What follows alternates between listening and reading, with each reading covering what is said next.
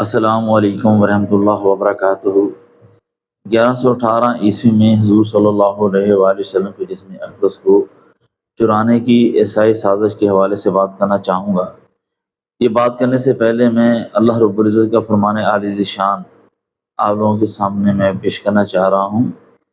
اللہ رب العزت فرما رہے ہیں، اے ایمان والو، یہود و نصارہ کو دوست مت بناؤ، وہ آپس میں ایک دوسرے کے دوست ہیں، اور تم میں جو کوئی ان سے دوستی رکھے گا تو وہ انہی میں سے ہوگا۔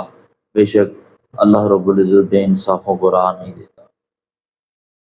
مسجد نبی صلی اللہ علیہ وآلہ وسلم کی جدید توسیع کی حالیہ کھدائی میں وہ سرنگ برآمد ہوئی ہے جس کے ذریعے دو یہودیوں نے حضور صلی اللہ علیہ وآلہ وسلم کے جسم اقدس کو روضہ رسول صلی اللہ علیہ وآلہ وسلم سے چرانے کی سازش کی تھی۔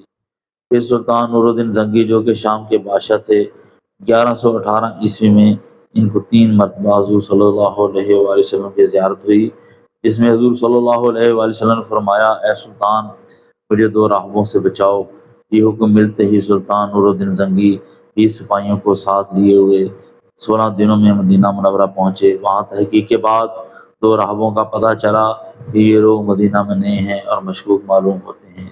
چنانچہ سلطان جب ان کے خیمے تک گئے تو دیکھا خیمے کے بیچ میں چٹائی کے نیچے سرنگ بنی ہوئی تھی جو آپ صلی اللہ علیہ وآلہ وسلم کی قبر اقدس تک پہنچ چکی تھی۔